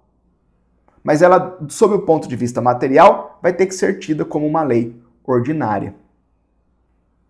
Isso tem consequências? Muitas consequências. Isso gera uma consequência fortíssima, que deixa o tratamento ainda mais peculiar. Porque, veja, se é uma lei complementar, se é uma lei formalmente complementar, mas materialmente ordinária, essa nossa lei diferentona, esse nosso monstrengo, não vai gozar da proteção típica das leis verdadeiramente complementares. Se eu tenho uma lei formal e materialmente complementar, o legislador, se quiser mexer com ela, alterar, revogar, enfim, fazer qualquer coisa, ele vai ter que fazer por meio de lei complementar. Agora, aqui não. A lei é formalmente complementar, mas materialmente ordinária. Então, se eu quiser mexer nesse conteúdo depois, eu vou poder fazê-lo, revogar, modificar, por meio de uma lei ordinária simples. Então, a gente vai ter, por conta desse monstrengo, uma situação em que uma lei ordinária posterior altera e até mesmo revoga uma lei complementar anterior. Meu Deus, sim, desde que seja uma lei formalmente complementar, mas materialmente ordinária. Desde que seja uma lei que nasceu com aquele problema de trazer em lei complementar matéria para a qual não havia reserva. E aí o Supremo decidiu por aproveitar o aproveitamento legislativo dessa lei complementar. Tá bom? Fechado? Ótimo. Aqui está praticamente a resposta, né, do nosso julgamento. O último tema que eu vou revisar aqui com vocês rapidamente, súmula vinculante 37. Professor, misericórdia, por que isso aqui, né? Rapidamente, o que a súmula vinculante 37 tem a ver com a história? Meus caros, lembra lá a súmula vinculante 37? Não cabe ao Poder Judiciário, que não tem função legislativa, aumentar vencimentos de servidores públicos sob o fundamento da isonomia. Veja, meus amigos, na exata medida em que, no nosso caso concreto lá, foi desprezada a lei ordinária posterior para instituir, para reconhecer o direito ao auxílio com base apenas na lei complementar, que nem trazia os requisitos para aquele instituto, o Judiciário acabou avançando muito, né, no reconhecimento de um direito remuneratório para servidor público sem embasamento legal, ou sem um suficiente embasamento legal. É uma decisão que violaria a súmula vinculante 37. Diante da desconsideração da lei ordinária subsequente, sobrava apenas a previsão da lei complementar originária, que era legislativamente insuficiente para viabilizar o reconhecimento do direito, e o Judiciário assim mesmo fez. Mas o Supremo diz, não cabe ao Judiciário aumentar vencimento do servidor. Porque ele não tem função legislativa. Tranquilo? Tudo isso está embutido nesse tema 1352 da repercussão geral. E o que o Supremo decidiu? O Supremo decidiu aquilo que eu já havia antecipado. Ó. É possível a revogação ou alteração por lei ordinária de benefício instituído a servidor público por lei complementar quando materialmente ordinária, por conta do princípio da simetria. Ficou ruim a tese, né? Vamos ver se o resumo melhora? É constitucional e está em consonância com as regras do processo legislativo e com o princípio da simetria a revogação ou alteração por lei ordinária da regulamentação de lei complementar quando esta, ou seja, quando a lei complementar, possuir o status de lei ordinária, for formalmente complementar, mas materialmente ordinária. Tá claro? Bem tranquilo aqui, né? Bem tranquilo, a gente já consegue antecipar o resultado. Lei ordinária posterior, no nosso caso concreto, conseguiu alterar a lei complementar anterior? Sim, porque a lei complementar anterior era uma lei formalmente complementar, mas materialmente ordinária, já que o seu conteúdo, benefícios para servidores públicos, não está sob reserva de lei complementar à luz da Constituição Federal. E aí o Estado-membro não poderia inventar moda aqui, o município não poderia inventar moda. O município não pode tratar em lei complementar matérias para as quais a Constituição Federal não instituiu a reserva. Se ele o fizer, Essa lei vai ser um monstrengo, vai ser formalmente complementar, materialmente ordinária e, na sequência, uma lei ordinária simples vai poder alterar, revogar aquele conteúdo da lei complementar que não está sob reserva dessa espécie legislativa. Fechado? E aí, essa é a ideia. E aí, no caso concreto, o que faz com a servidora? Corta o direito, né? A gente vai ter que trazer para a solução daquela servidora a disposição da lei ordinária subsequente, que restringia ali a concessão do Instituto. E se, portanto, a servidora não preencher os requisitos da lei, ela não tem embasamento legal, dá aquele adicional. Ah, o judiciário poderia fazer alguma outra coisa? Não, o judiciário tem que entregar para o servidor público aquilo que tem previsão legal, senão viola a súmula vinculante. Não pode conceder aumento com base no princípio da isonomia ou qualquer outro fundamento, porque o judiciário não tem função legislativa. E benefício do servidor está sob reserva de lei, em geral. Fechado? Isso aqui é o que você vai encontrar nessa explicação. Tá bom? Fechou, pessoal? Tranquilo? Beleza? Só ler os dois primeiros aqui, ó.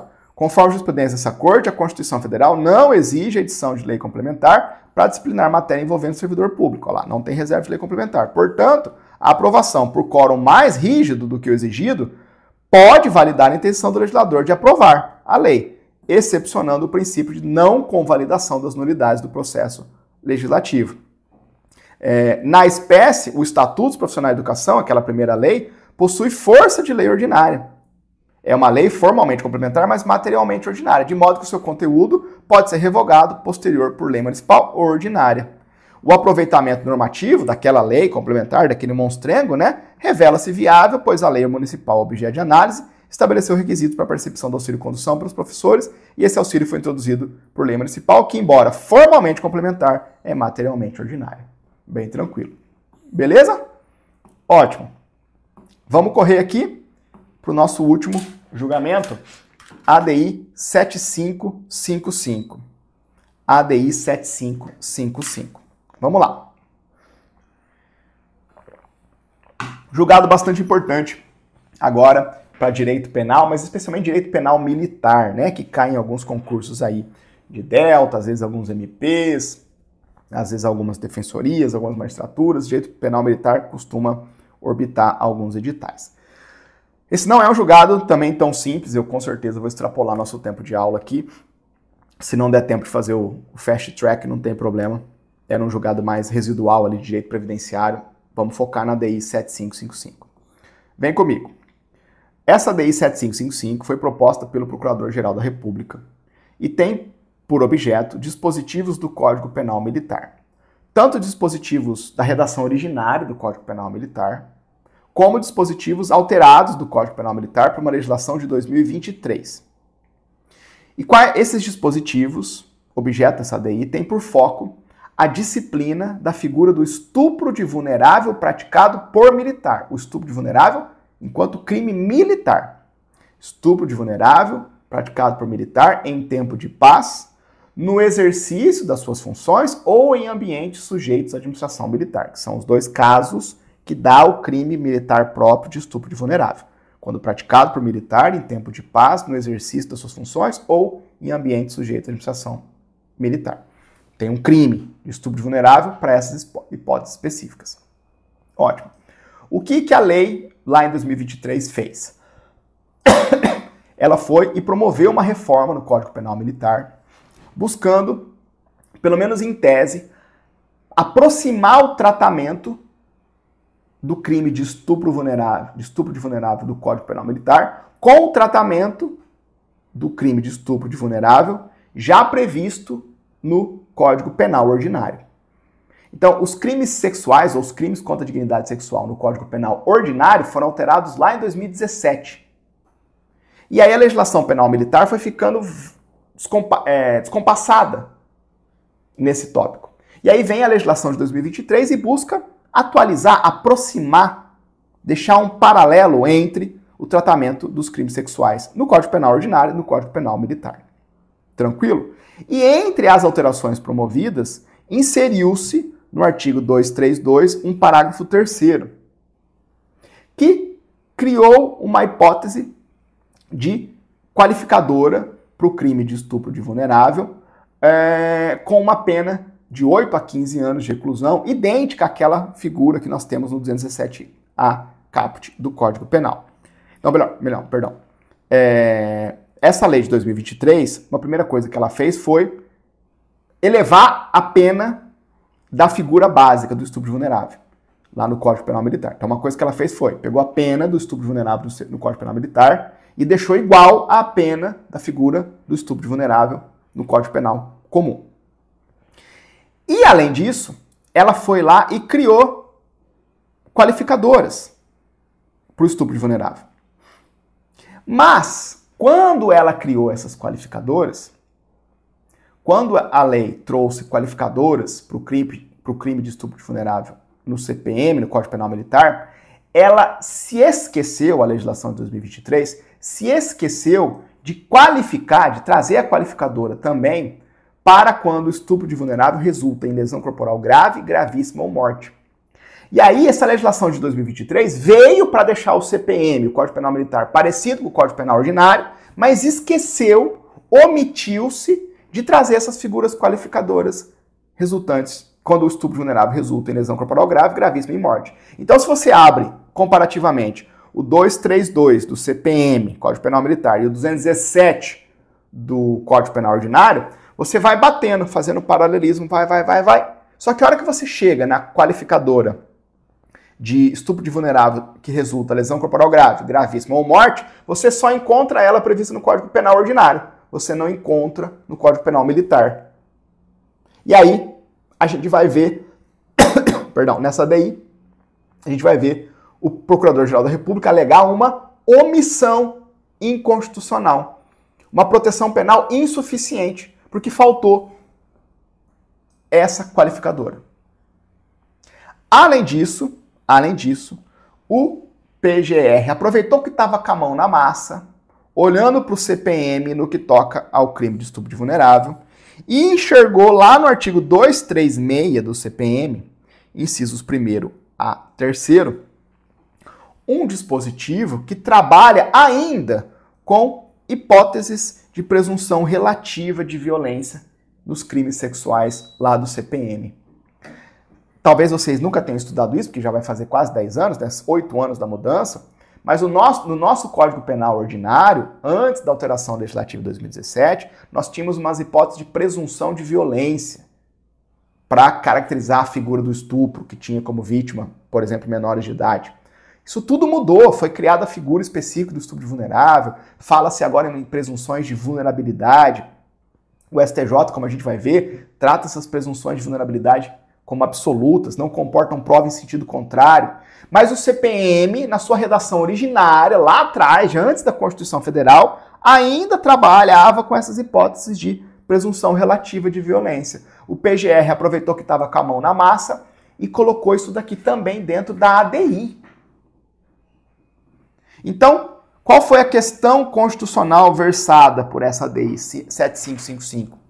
Basicamente, uma proteção penal insuficiente, contida no Código Penal Militar, tanto no seu pedaço originário, lá da redação originária do 236, quanto aquele trazido pela legislação de 2023, já que o regramento, a resposta punitiva que o Estado disponibilizou, viola a dignidade humana, viola a proteção integral de crianças e adolescentes, configura uma vedação, configuraria um retrocesso na proteção penal que melhorou.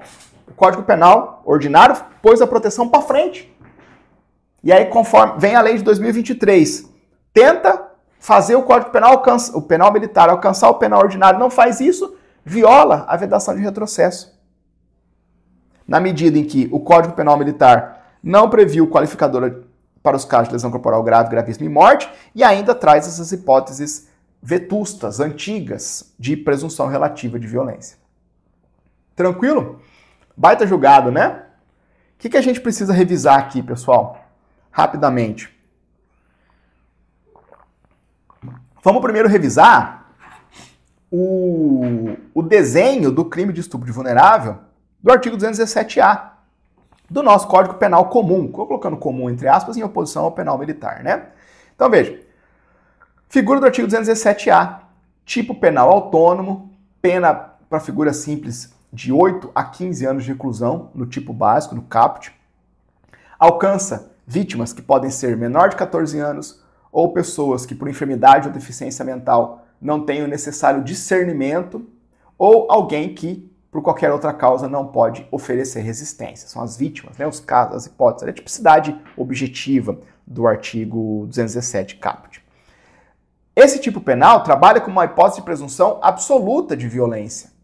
O consentimento externado por essas pessoas, por essas vítimas, é juridicamente irrelevante. É também juridicamente irrelevante a eventual experiência sexual pretérita da vítima. A vítima tem 13 anos, mas ela já mantinha relações sexuais. Irrelevante. Ela consentiu. Irrelevante. É uma discussão que tem algumas variáveis, né? Mas que o STJ já acabou reconhecendo a natureza absoluta por meio da súmula 593. Professor, mas não tem um ou outro caso lá no STJ que o próprio STJ está aplicando de um jeitinho diferente? Tem. Um outro caso tem. Mas a gente não vai conseguir explorar isso aqui agora, tá bom? Não vai ter tempo e vai fugir muito do nosso escopo. Então, em síntese, a gente tem ali a figura do artigo 217-A do Código Penal, estupro de vulnerável, presunção absoluta de vulnerabilidade, consentimento irrelevante, e olhando para a figura do 217-A, nós vamos ter qualificadoras. Hipóteses cuja pena básica é elevada quando, por exemplo, do estupro resulta lesão corporal grave, pena, salvo engano, de 10 a 20 anos, e se resulta a morte, a pena é de 12 a 30 anos, se não me falha a memória. E aí, essa estrutura, esse núcleo de proteção que está lá no Código Penal ordinário, é aquilo que vai funcionar como um parâmetro de comparação, né? Não parâmetro de controle, parâmetro de comparação com a previsão do Código Penal Militar. Já a estrutura, a questão do Código Penal Militar, né? A estrutura do CPM e a sua aplicação. Esse é um tema relativamente difícil, eu acho, em processo penal ou em direito penal. Quer entender?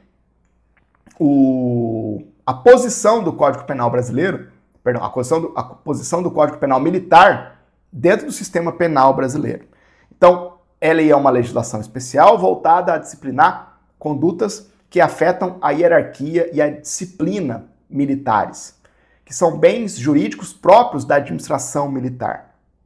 Mas que acaba também, essa disciplina, essa legislação especial, acaba também alcançando alguns crimes comuns, ou seja, crimes que não dizem respeito à hierarquia, à disciplina militar, mas que são praticados em determinadas circunstâncias em que faz prevalecer o interesse da administração militar e aí vira um crime próprio, vira um crime lá do Código Penal Militar.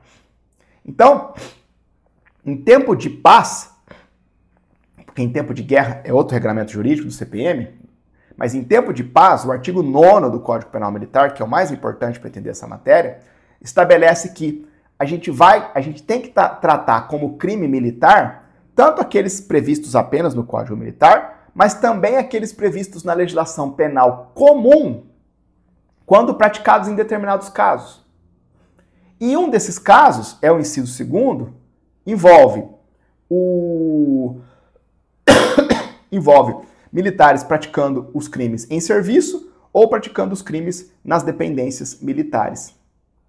Tranquilo? Então, assim, é só um desenho geral, uma revisão geral, bem superficial com vocês. Esse não é um tema fácil, tá? Isso aqui não é um tema fácil. Mas é só para deixar as premissas na mesa aí, para você entender onde que a gente encontra o CPM no nosso sistema penal. Daqui para frente, bem tranquilo, né? A gente tem algumas revisões importantes que vão sair na fundamentação do Supremo. O Supremo vai recobrar rapidamente, pessoal, e aqui eu vou trazer como premissa, que a Constituição Federal traz uma previsão reforçada. A Constituição Federal traz uma previsão de uma proteção reforçada a grupos vulneráveis. A gente sabe que o artigo 227 exige uma proteção integral e prioridade absoluta para crianças, adolescentes e jovens. A gente sabe que lá no parágrafo 4º existe um mandamento constitucional de criminalização para violências que ocorrem vitimando essas pessoas, crianças, adolescentes, enfim, mulheres, pessoas vulneráveis, né? A gente tem também Uma preocupação constitucional com a proteção de pessoas com deficiência, que também são grupos vulneráveis. E essa proteção constitucional é depois reforçada pela Convenção sobre o Direito das Pessoas com Deficiência, que é um tratado internacional de direitos humanos que tem status constitucional.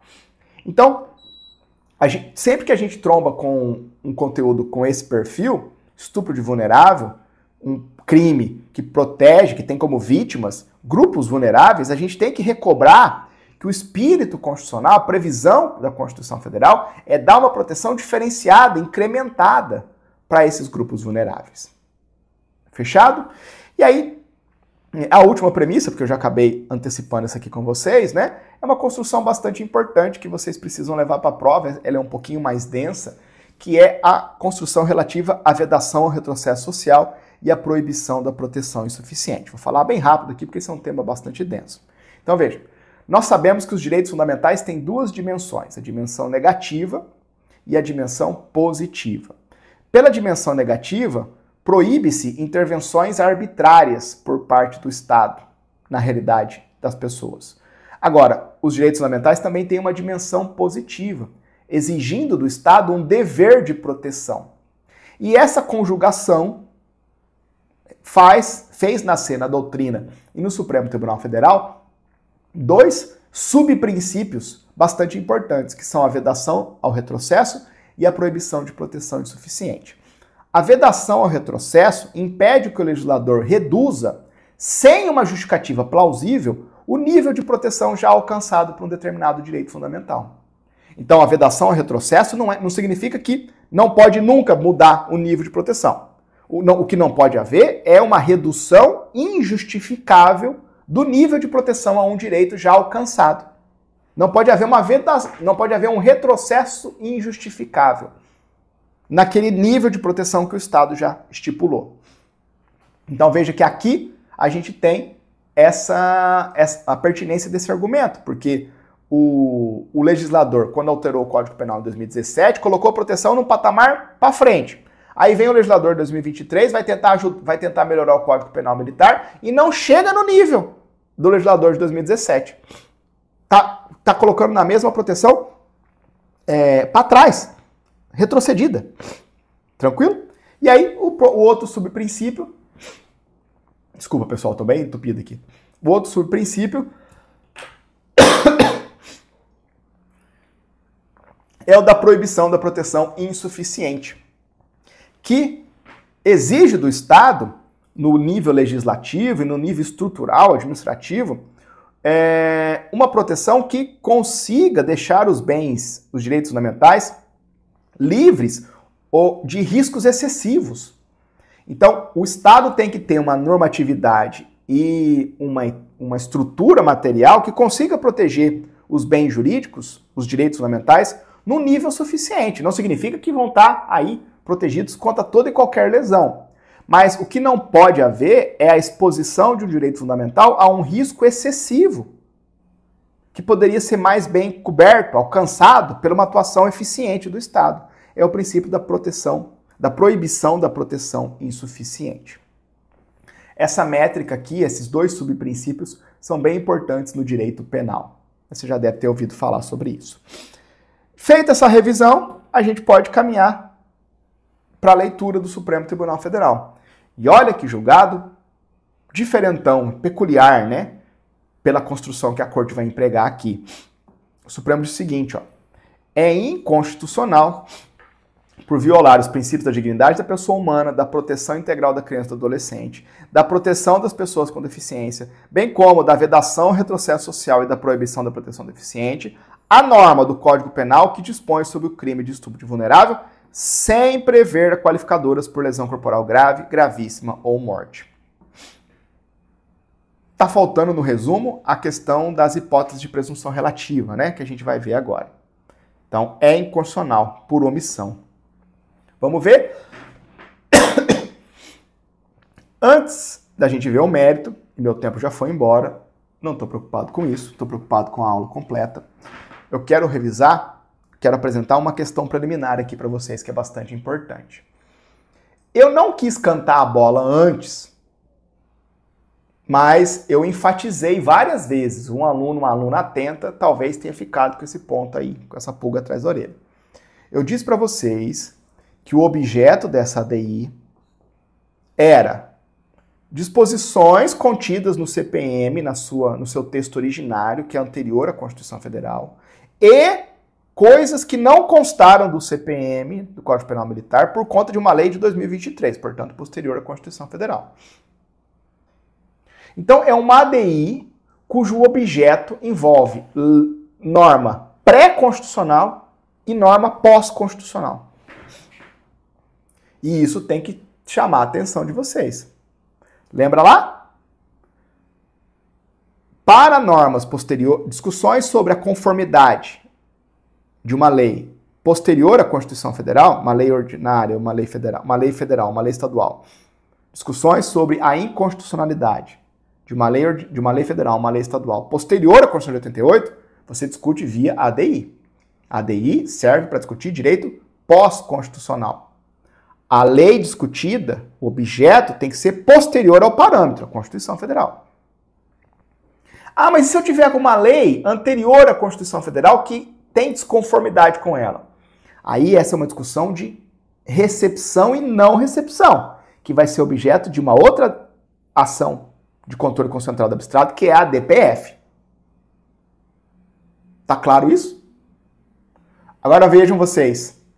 No nosso caso concreto, nós temos um pacote de objeto que tem um pedaço para cada lado. Tem um pedaço pós-constitucional e um pedaço pré-constitucional. E o que a gente faz aqui?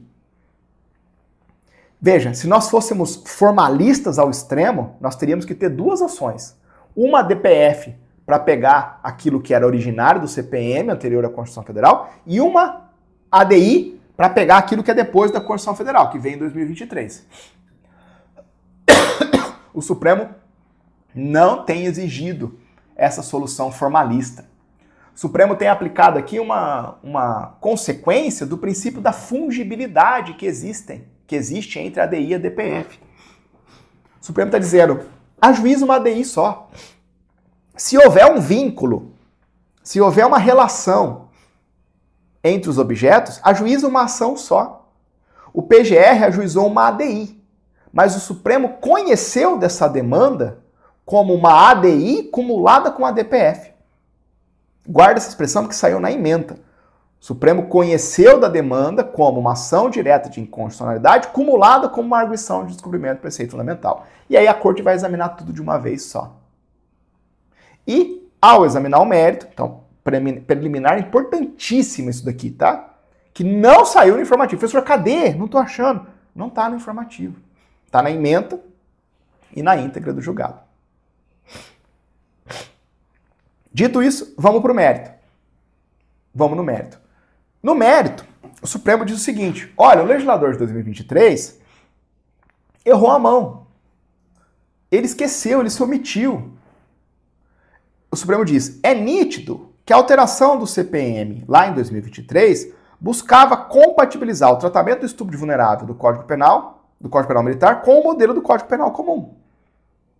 O Supremo vai fazendo o cara crachá e vai falando, olha, tá aqui, ó, foi alterando para ficar parecido, para ficar parelho. Mas o legislador que alterou o CPM em 2023 não reproduziu as qualificadoras que eu antecipei para vocês, que a gente encontra lá no 217 do Código Penal Comum. Então, aqui tem uma lacuna inconstitucional que expõe o bem jurídico, que é o mesmo, é a dignidade sexual, expõe esse bem jurídico a uma proteção inferior se cair no campo da incidência do Código Penal Militar. E isso viola a dignidade da pessoa humana, viola a vedação de retrocesso, viola a proibição da proteção insuficiente. O bem jurídico, o direito fundamental que se quer tutelar aqui, a dignidade sexual, que é uma faceta do direito da dignidade humana, do direito à vida, à integridade, está protegido num nível inferior. Aquele que nosso ordenamento jurídico já conseguiu alcançar pela legislação de 2017, que mudou o Código Penal Ordinário. Então tem uma lacuna inconstitucional aqui que a gente vai precisar suprir, preencher. Então, primeiro ponto resolvido. Segundo ponto, aqueles dispositivos agora da presunção de violência. O artigo 236 do CPM previa a presunção de violência quando a vítima fosse menor de 14 anos, com deficiência, enfim. Mas admitia prova em sentido contrário. Admitia prova em sentido contrário. Era uma presunção relativa. E esse instituto, subsistindo no direito brasileiro, viola, mais uma vez, o modelo de proteção que a gente tem hoje, vigente, à luz do Código Penal Comum. De novo, nós temos o mesmo bem jurídico exposto a uma proteção inferior, retrocedida do marco atual, para grupos vulneráveis. Tudo isso violando o comando da Constituição Federal, que empurra essa proteção para frente, para melhorar a proteção. Então o Supremo entendeu que se manter essa presunção relativa, violava o mandamento constitucional de proteção reforçada desses grupos vulneráveis. E, portanto, aqui o Supremo reconheceu a não recepção desses dispositivos, porque é o 236 do CPM, disposições anteriores à Constituição Federal. Fechado? Tranquilo? Beleza? Aí a gente vai pro desfecho. Não vou ler aqui, pessoal, por conta do tempo. Olha o desfecho. O que o Supremo fez? O Supremo, no caso, essa ADI tinha um pedido de medida cautelar. O Supremo pegou as informações iniciais e decidiu já julgar o mérito. Então ele converteu o exame da medida cautelar em julgamento de mérito, com base lá no artigo 10 da Lei 9868, não dá para avançar aqui. E aí o que o Supremo fez? Ele julgou procedente a ação para fazer duas coisas. Em relação a aquelas alterações de 2023, ele declarou a inconstitucionalidade, porque é posterior à Constituição. Já em relação aos dispositivos anteriores da Constituição Federal, anteriores à Constituição Federal, ele declarou a não recepção. Olha lá que julgado didático, né? Norma pós-constitucional, se viola a Constituição, resultado, inconstitucionalidade. Norma pré-constitucional, se viola a Constituição, resultado, não recepção. Ambas declaradas pelo Supremo numa ADI que foi conhecida como ADI cumulada com a DPF. Tá, aí, vejam bem, o que surge daqui? E tudo isso com eficácia ex nunc, né? Não retroativa, senão vai ter que rever todo esse monte de ação penal aí, que já pessoas condenadas com base nos dispositivos anteriores, não dá. Eficácia ex nunc, não retroativa, vale daqui em diante. Agora, última coisa que eu vou falar, e esse ponto é importante. Olha o problema que surgiu. O que aconteceu? O Supremo funcionando como legislador negativo. Tá pegando a legislação brasileira e tirando coisas. Legislador negativo. Tá jogando fora. Um por inconstitucionalidade, outro por não recepção. Aí ele olhou para o que sobrou. Olhou para o CPM, o tratamento normativo para o estupro de vulnerável que sobrou, depois ele declarar a inconstitucionalidade do negócio lá de 2023 e a não recepção daquelas porcarias lá de anteriores à Constituição. Ele olhou para esse regramento e disse, ficou ruim.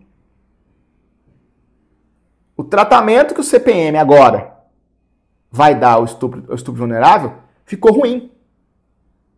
Ficou uma proteção fragmentada.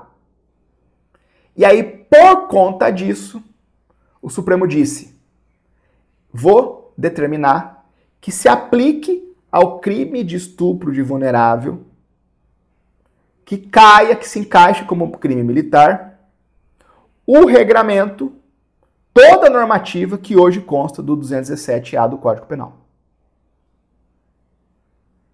Então, se eu tiver um caso concreto que se amolda como crime de estupro de vulnerável previsto no CPM, ou seja, aquele crime de estupro vulnerável praticado por militar em serviço ou praticado em local sujeito à administração militar, ou seja, um crime da legislação comum, mas que se enquadra lá naquele artigo 9º, inciso 2º do Código Penal Militar, que puxa para dentro do regramento de crime militar os crimes comuns.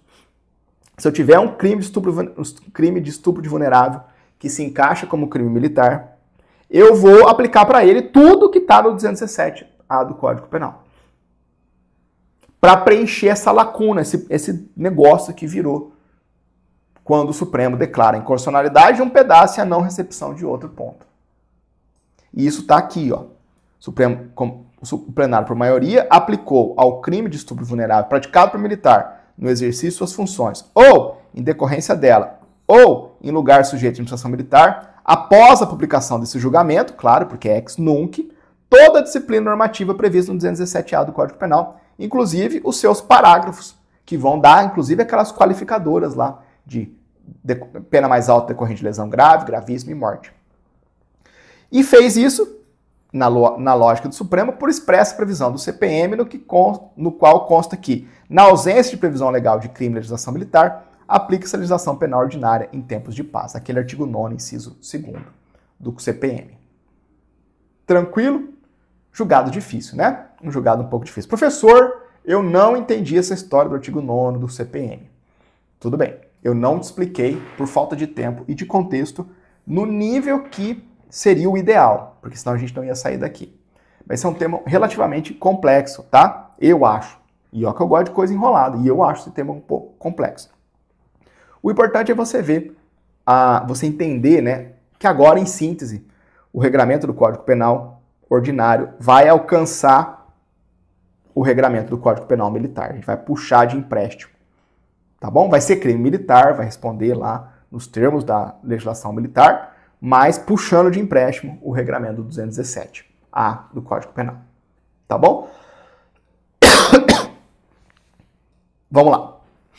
Meus amigos, não vai dar tempo de fazer o nosso último julgado aqui, porque eu já passei bastante do meu tempo, mas eu quero agradecer você que ficou comigo até aqui, me aguentou por 1h50 de aula aí, mas tentando fazer entregas reais, substanciais para vocês, né? Não é só se livrar do informativo. Se você vem para cá para se livrar do informativo, você é muito bem-vindo, mas não venha. Venha aqui para estudar os temas discutidos no informativo. Eu uso aqui, meus amigos, uma metodologia que, para mim, é altamente producente. Eu sempre estudei assim, né? A gente usar de cada oportunidade para chegar nas discussões centrais, entender o tema subjacente.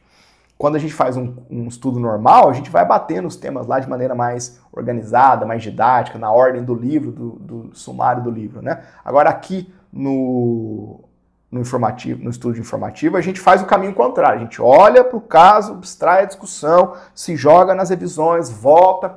É um trabalho mais dialógico, mais de construção mesmo, mas por experiência própria e pelos gentis feedbacks que vocês têm me dado, essa é uma metodologia que dá trabalho, só que você cresce realmente com ela.